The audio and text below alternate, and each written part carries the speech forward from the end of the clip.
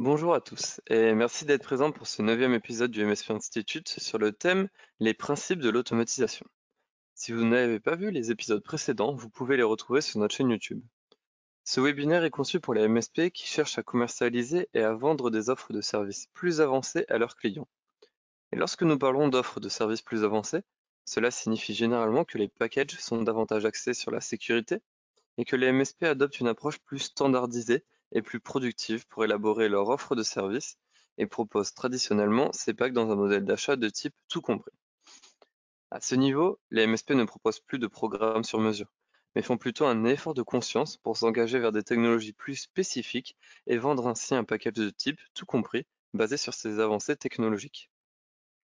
Il ne s'agit plus d'essayer de vendre une solution ou un service à vos clients, tout est automatiquement inclus pour une redevance mensuelle. Et la technologie incluse est basée sur ce que vous, en tant que MSP, décidez être le meilleur ensemble de solutions technologiques pour vous et vos clients. Tout cela dans le but d'avoir une couverture de sécurité et une protection accrue par rapport à ce que vous trouverez dans les packages de base dont nous avons parlé dans notre webinaire précédent sur comment construire son modèle de vente MSP.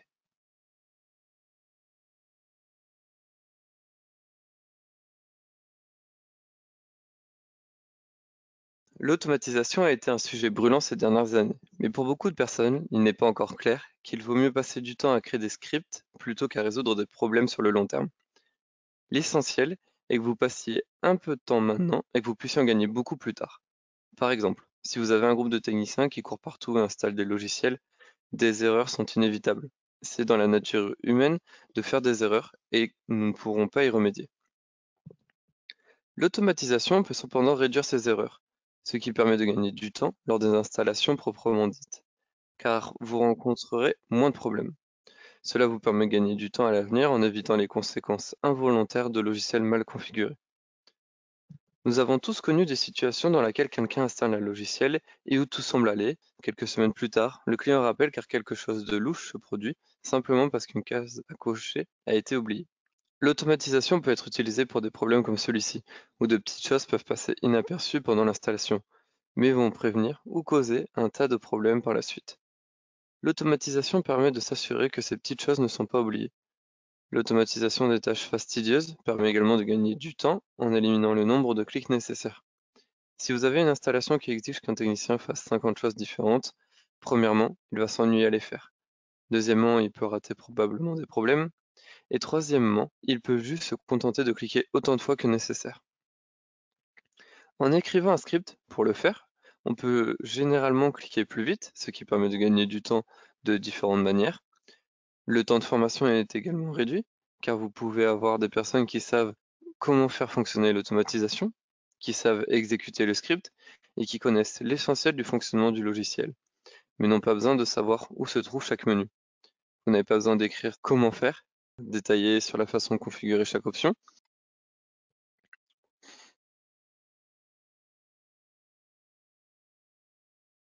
L'objectif principal de l'automatisation est de favoriser l'efficacité et la standardisation est synonyme d'efficacité. Si une tâche est automatisée, elle sera intrinsèquement standardisée parce qu'une dimension fera toujours la même chose à chaque fois. Cela signifie que votre résultat sera le même. La standardisation est la clé de l'efficacité car si les choses sont similaires dans tous les emplacements, vos techniciens savent automatiquement comment les installer et comment les dépanner. Et mieux encore, la standardisation sera le moteur de l'automatisation future. Pour que l'automatisation soit réussie, vous devez avoir un point de départ prévisible et arriver à un résultat prévisible. La standardisation est le moyen d'obtenir ce point de départ prévisible. Ainsi, en réalisant de petits automatismes, vous commencez à standardiser et vous pouvez construire des automatismes plus grands et plus importants. Et avec le temps, vous obtenez une plus grande efficacité parce que vous avez construit ces normes.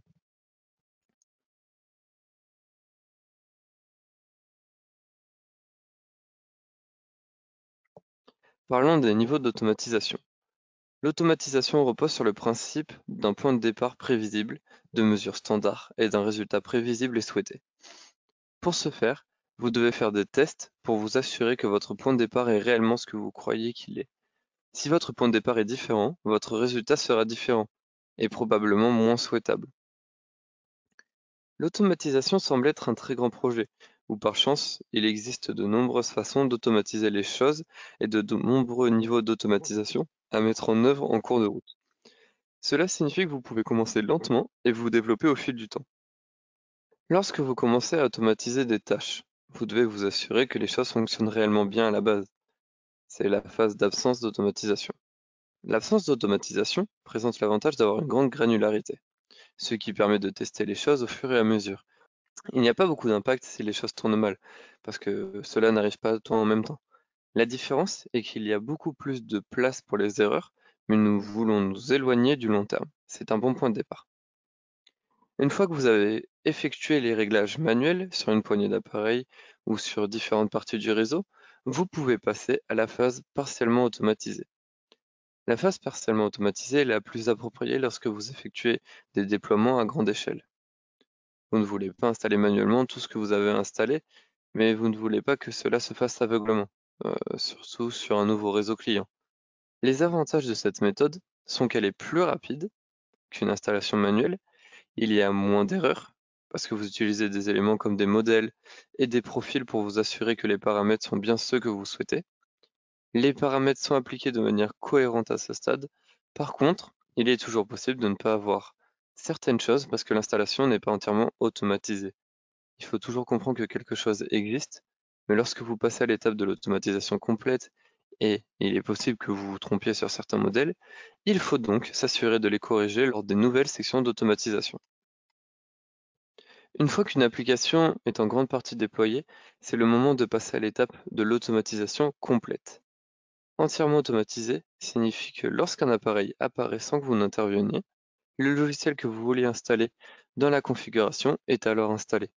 C'est là que nous voulons aboutir sur presque tous les réseaux. Vous voulez qu'un nouvel appareil soit ajouté, puis que les logiciels que vous attendez soient installés automatiquement, comme votre agent OpenDNS ou toute autre application que vous souhaitez modifier. La phase de maintenance entièrement automatisée consiste essentiellement à s'assurer que vous n'avez pas à surveiller le réseau, que vous laissez un ordinateur faire cela pour vous et que vous n'y prêtez plus attention.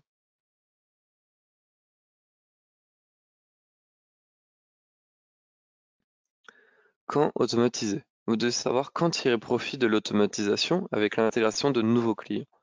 Vouloir mettre en place l'automatisation dès le premier jour est vraiment tentant, mais cela peut être une mauvaise idée. Avant de mettre en œuvre de nombreuses automatisations, vous devez vous assurer que vous testez individuellement chaque tâche dans le réseau client. Cela permet de vous assurer que tout ce que vous croyez être vrai est vrai, que vous mettez en place un antivirus ou un correctif qui ne causera pas beaucoup de problèmes en cours de route. Une fois que vous avez tout testé sur quelques systèmes, vous pouvez activer le reste et automatiser les ajouts futurs. L'idée est donc que si vous avez une politique de correctif, par exemple, vous pouvez appliquer à une machine, mettre tout à jour, vous assurer que cela fonctionne et ne cause pas de problème, puis l'appliquer à quelques autres machines. Ensuite, il suffit de la déployer en masse et de la mettre en place de façon permanente pour tous. Il est ajouté au réseau parce qu'à ce stade, il est assez sûr et que s'il est ajouté, il n'y a encore causé aucun problème et il ne cassera probablement rien de majeur. Le fait d'implémenter les choses de manière à ce que votre personnel puisse les mettre en œuvre une à la fois vous permet de savoir quand quelque chose ne va pas. Si vous démarrez un nouveau réseau et qu'au premier jour vous activez votre antivirus, vos correctifs, votre maintenance, tous les autres automatismes disponibles et que quelque chose se casse, vous aurez beaucoup de mal à le découvrir. Alors que si vous procédez étape par étape, une à la fois, ou peut-être même deux à la fois, s'il y a un problème, vous avez la possibilité de remédier à la situation très rapidement, parce que peu de choses ont changé. L'embarquement se fait au moment où vous faites votre première impression, surtout pour votre équipe. Mais à ce stade, le client est en relation avec vos vendeurs, peut-être un ingénieur commercial, mais ils n'ont pas encore vraiment appris à vous connaître en tant qu'entreprise. Vous ne voulez donc pas gâcher tout cela en y ajoutant toute votre automatisation et en brisant leur réseau. C'est le contraire de ce qu'ils paieraient probablement avant.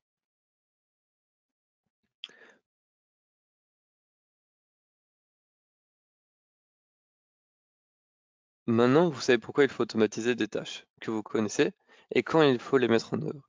Il s'agit d'une automatisation dans les réseaux clients. Mais comment y parvenir? Quel est le processus de sélection des choses automatisées? Donc, parlons-en un peu. Ici, nous utilisons un processus en 6 étapes. Lorsqu'on essaie de déterminer ce qu'il faut automatiser et de le faire automatiser, la première étape consiste évidemment à déterminer ce qui doit être automatisé, ce qui vous rapportera un bon rendement.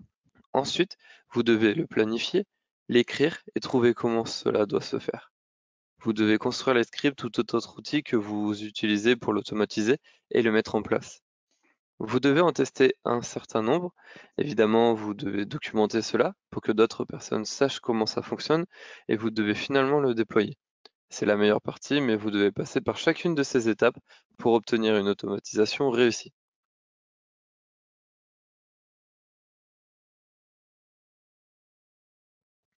Première étape, choisir. Il est important de choisir les bons éléments à automatiser si vous voulez que ce soit rentable. Commencez par prendre votre temps pour choisir les éléments qui vous permettront d'affiner votre processus d'automatisation, puis développez-les à partir de ces éléments. Vous devez choisir des tâches simples mais fastidieuses et dont vous obtenez un bon retour sur investissement. Deux tâches simples ont tendance à être plus faciles à automatiser. Vous devez choisir des tâches qui comportent beaucoup de détails que les gens risquent d'oublier parce que là encore, vos économies proviennent du fait que vous faites moins d'erreurs. Vous devez également choisir des tâches qui sont importantes à faire mais qui ne sont pas faites parce qu'elles semblent sans importance ou du moins parce qu'elles ne semblent pas être la chose la plus importante à faire sur le moment. À long terme, le fait de ne pas les faire est généralement très mauvais, mais l'automatisation est un bon choix.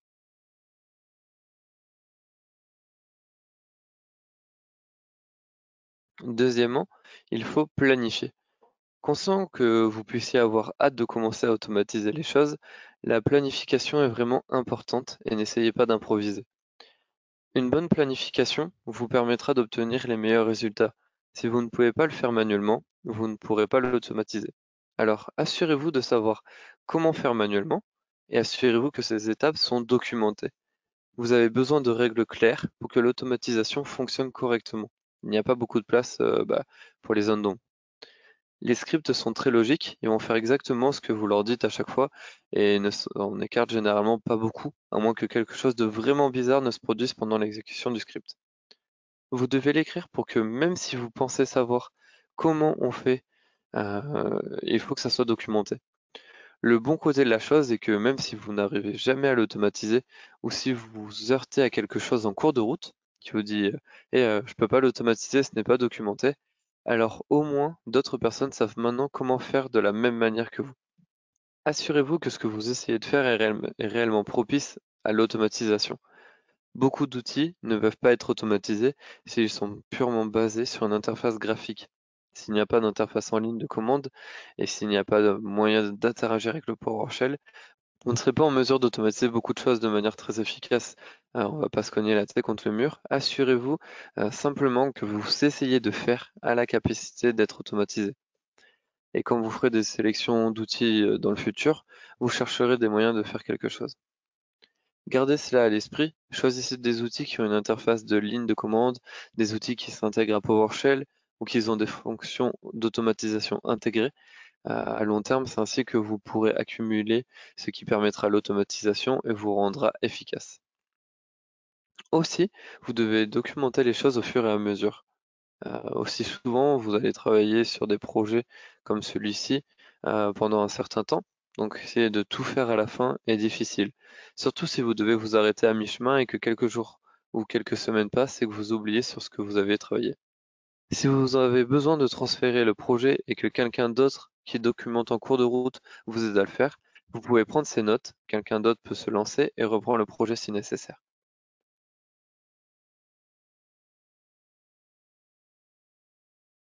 Lorsque vous commencez à automatiser, il y a quelques règles à suivre. Premièrement, il est difficile d'apprendre plusieurs choses à la fois. N'essayez donc pas d'apprendre un nouveau langage de script ou de programmation tout en essayant de comprendre comment une tâche peut être automatisée. Il est déjà assez difficile de faire l'un ou l'autre de ces choses séparément.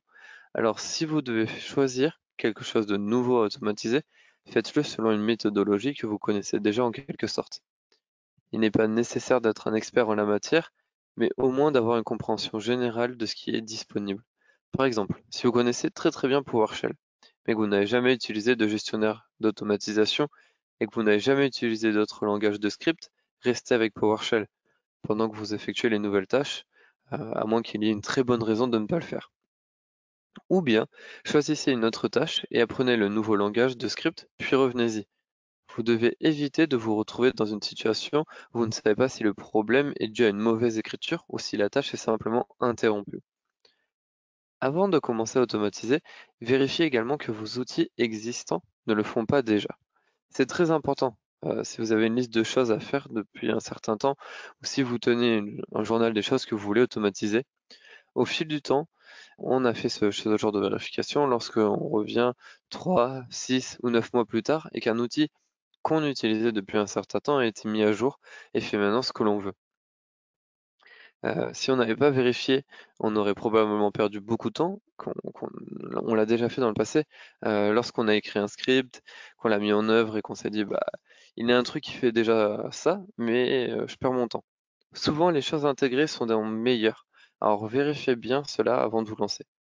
Souvent les choses intégrées, voilà, répondent plus facilement à certaines attentes.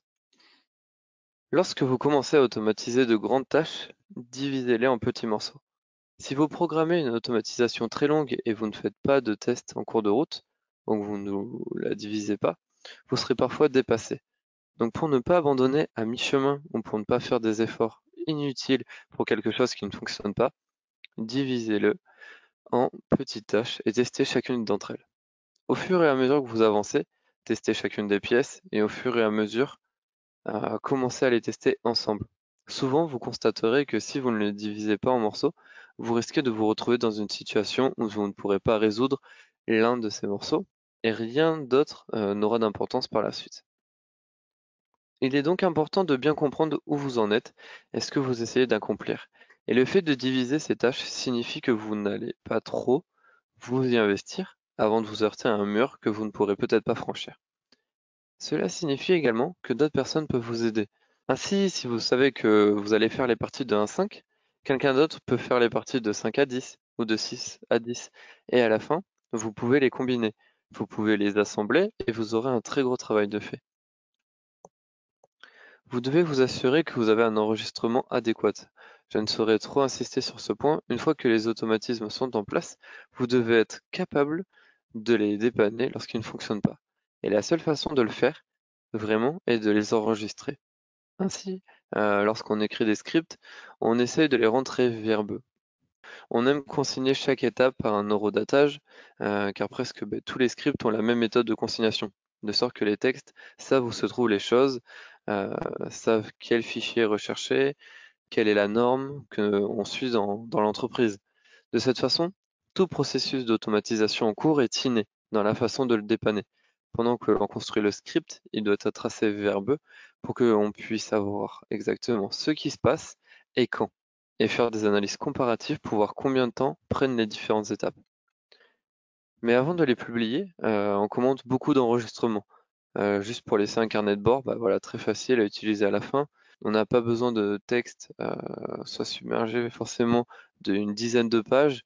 On a juste besoin de voir une à 7 étapes correctement accomplies à ce moment-là, qu'on puisse voir où cela s'est arrêté et si on le souhaite, on peut, voilà, activer une version plus verbeuse, des journaux en décommettant, le script, en l'exécutant manuellement. Ainsi, vous pouvez aussi intégrer un interrupteur pour le faire. Il existe toutes sortes de moyens de contourner ce problème, mais l'idée est que vous voulez qu'il soit déjà intégré.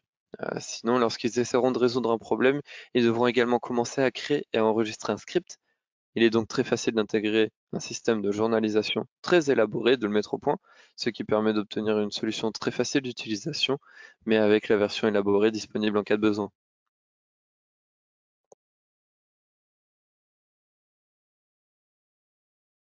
Alors, c'est vrai qu'on plaisante par le passé en disant que les tests étaient destinés aux personnes qui n'avaient pas confiance en leurs compétences, mais la réalité est que nous devons tester les choses en profondeur.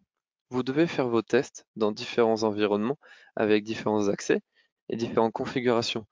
Parce que chez le fournisseur de services gérés, nous traitons avec un très grand nombre d'environnements. La plupart du temps, nous n'avons pas vraiment le contrôle absolu de l'endroit où ces choses vont fonctionner. Donc le mieux que nous puissions faire est de tester.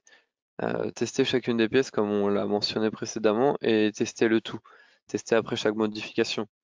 On a vu beaucoup de gens, une fois qu'ils ont un beau script en cours d'exécution, qui veuillent y apporter des petites modifications et qui pensent que ce n'est pas grave de faire juste cette petite modification et qu'ils ne la testent pas correctement.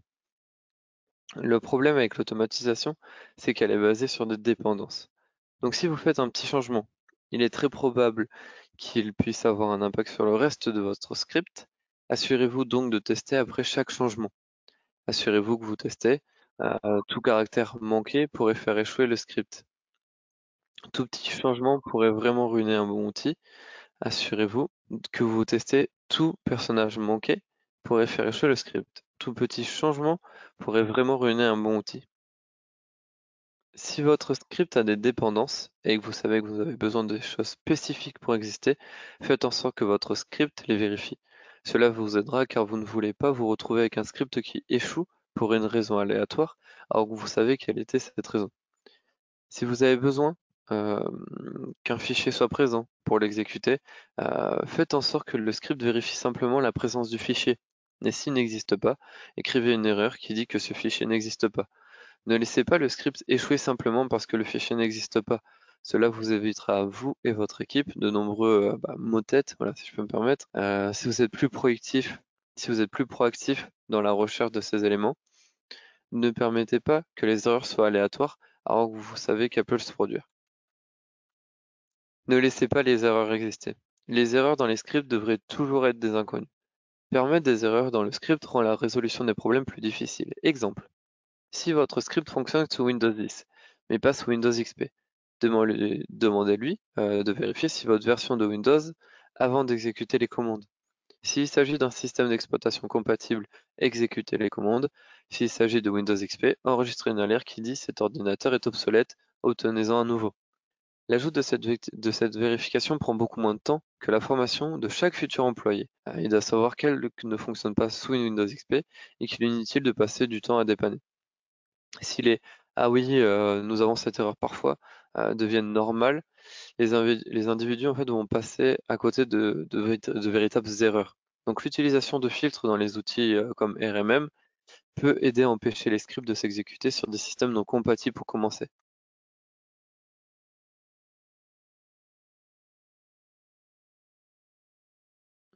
Assurez-vous de les documenter. On l'exprime peut-être pas suffisamment, mais l'automatisation est formidable. Elle résoudra beaucoup de problèmes, fera gagner beaucoup de temps, mais quand elle se cassera, personne n'aura aucune idée de comment la résoudre à moins que vous la documentiez. Et alors, vous, la personne qui a écrit toute l'automatisation, aura tout un tas de tickets sur lesquels travailler pour comprendre d'où vient la faille de l'automatisation. Vous n'avez pas besoin de le rendre vraiment sophistiqué, il suffit d'exprimer ce qui est censé se passer et ce qui doit exister pour que cela se produise, d'une manière à ce que les gens puissent comprendre et surtout sachent comment commencer à résoudre le problème. Faites en sorte que votre documentation soit relativement simple. Si elle est vraiment longue et complexe, qu'il y a beaucoup de moins de choses à faire et qu'il faut lire 20 pages de documentation pour commencer à résoudre les problèmes, les gens ne le feront pas. Placez-la dans un endroit où les gens peuvent y accéder et mettez-la toujours au même endroit, de sorte que les gens sachent ce qu'elle contient et qu'ils puissent compter sur sa présence, puis ils commenceront à la vérifier. Si vous ne le faites pas, les gens ne vont pas le lire. Il faut être cohérent et conserver la documentation. Et cela vaut pour toute documentation, pas seulement pour la documentation sur l'automatisation. Mais si les gens pensent qu'elle existe, ils iront la chercher. Et si c'est quelque chose qui est très rarement documenté, ils ne la chercheront tout simplement pas. Ainsi, même si vous commentez un ou deux scripts, mais que les 70 autres n'ont pas de documentation, ils ne chercheront pas le ou les deux parce qu'ils ne croient pas qu'il existe. Et obtenir n'importe quel document est mieux que rien. Prenez des notes et faites évoluer la documentation au fil du temps, comme vous le faites avec votre script, et assurez-vous qu'il y a suffisamment d'informations pour que les gens sachent à qui poser des questions ou pour qu'ils puissent commencer.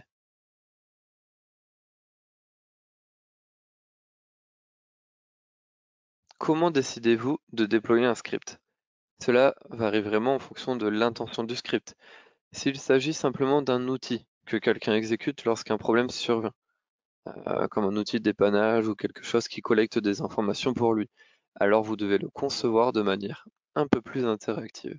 Vous ne pouvez pas vous attendre à ce que quelqu'un double-clique sur un script pour ne rien voir, attendre un intervalle de temps aléatoire, aille ensuite chercher un journal qui serait un peu absurde. Vous voulez donc qu'il produise un résultat ou que quelque chose s'affiche à l'écran pour indiquer qu'il est toujours en cours d'exécution et un indicateur pour signaler qu'il a terminé. Vous devez aussi prendre en considération le fait qu'il s'agisse d'un script de maintenance nocturne ou hebdomadaire dont l'intention est de rester en arrière-plan et de continuer à fonctionner.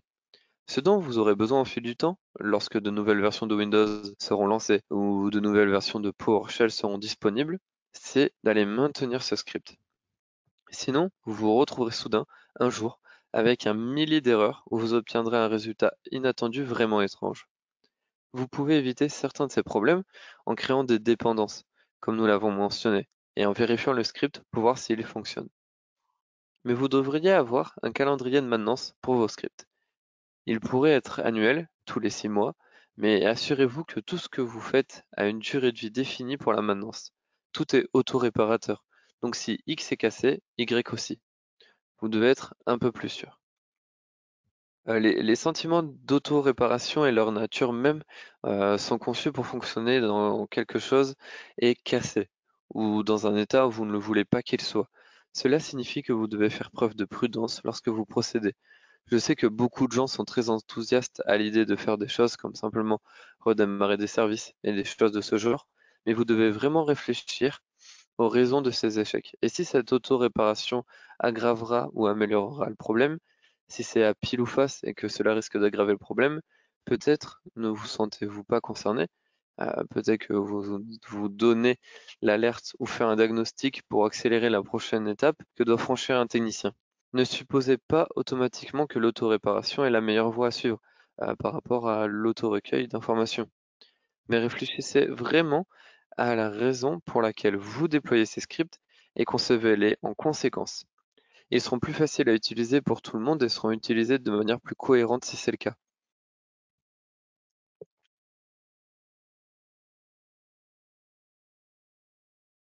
Nous avons examiné pourquoi et comment nous devrions automatiser. Voyons donc ensemble un exemple. Identifiez les cas d'utilisation de l'automatisation. Testez-le à plusieurs reprises, différents systèmes d'exploitation, autorisation et configuration. Testez après chaque changement, testez chaque partie et ensuite l'ensemble. Si vous avez des dépendances, vérifiez-les dans le scénario et quittez si elles n'existent pas. Voici trois types d'automatisation. L'autoréparation, la maintenance proactive et l'automatisation réactive. Donc, on va faire le tour de chacune ensemble. L'exemple de l'autoréparation. Voilà, ne laissez pas les erreurs exister. Les erreurs dans les scripts devraient toujours être des inconnus. Permettre des erreurs dans le script rend la résolution de problèmes plus difficile.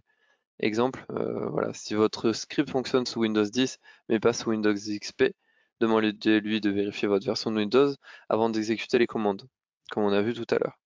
L'ajout de ces vérifications prend beaucoup moins de temps que la formation de chaque futur employé.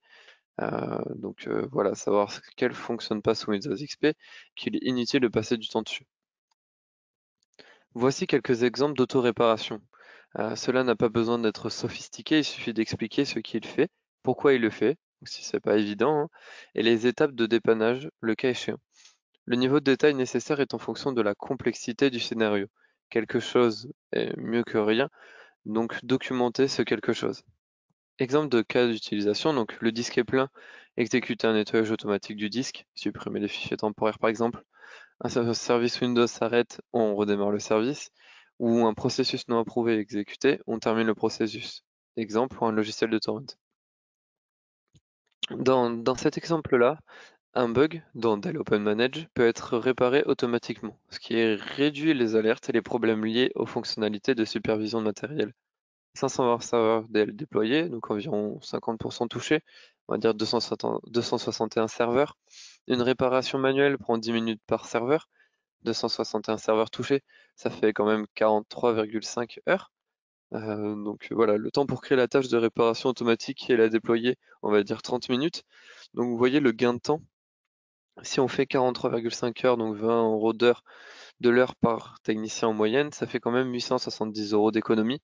Donc l'automatisation des corrections permet de réduire les coûts de support et de préserver les marges des contrats forfaitaires.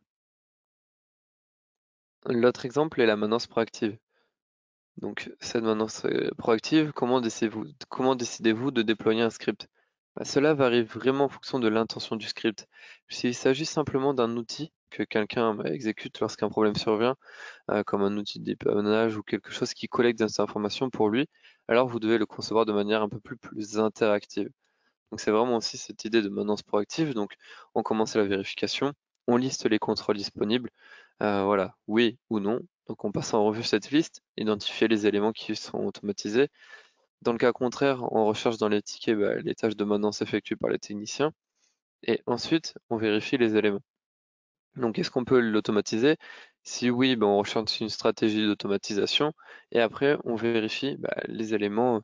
Et vraiment, c'est cette maintenance proactive qui doit en conclure. Dans la partie maintenance proactive, voilà, une fois qu'on a commencé la vérification, qu'on a regardé la liste des disponibilités, voici le type de tableau qu'on peut avoir. Cette maintenance proactive, voici quelques exemples, de cas d'utilisation. Donc relancer un processus après un redémarrage, donc surveiller les redémarrages récents et déclencher automatiquement l'automatisation. Une erreur sur le journal des événements, un pic d'avertissement, on automatise une vérification pour rechercher les erreurs et les pics d'avertissement par rapport au jour ou à la semaine précédente. Même chose pour les mises à jour ou approbations correctifs. On approuve automatiquement les correctifs de sécurité de mise à jour critiques, donc uniquement. Pour exemple, on a choisi quelque chose de simple. En gros, l'un des problèmes que nous avons rencontrés lors d'utilisation de ConnectWise Manage est que le connecteur de messagerie électronique se bloquait de temps en temps. Donc c'était un problème majeur, car lorsque cela se produisait, les tickets n'arrivaient tout simplement pas. Ils restaient dans la messagerie et on ne savait pas qu'un problème se produisait. Si cela n'arrivait qu'une ou deux fois, cela n'aurait pas été un gros problème, mais si ça arrive régulièrement, ça l'est.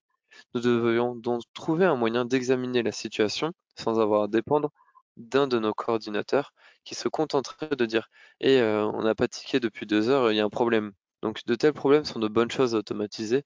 Ils ont un impact important. Donc voilà, s'ils se produisent de manière semi-régulière, c'est assez facile de les résoudre. Dans ce cas, l'exemple sera un moyen d'automatiser une notification, de vérifier automatiquement quelque chose ou d'obtenir le statut de quelque chose, plutôt que de résoudre un problème. Mais c'est un bon point de départ et un bon cas d'utilisation pour l'automatisation. L'exemple de cas d'utilisation d'automatisation réactive. Un client appelle parce que son compte est verrouillé. Crée un script que le technicien pourra exécuter pour déverrouiller le compte. Un client appelle parce qu'il ne peut pas imprimer alors que les autres utilisateurs ne rencontrent pas ce problème. Crée un script pour redémarrer le spooler d'impression. Effectuer un nettoyage des tâches de sauvegarde SQL chaque mois sur un serveur.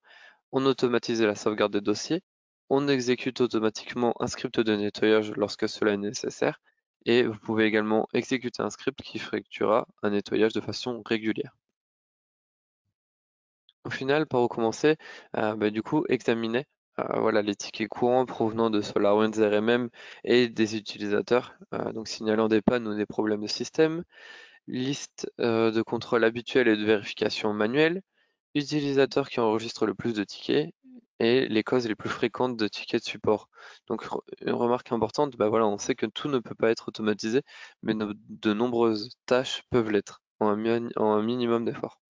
Donc une fois que votre script est terminé, vous pouvez aller de l'avant et configurer votre RMM pour effectuer le suivi comme bon vous semble.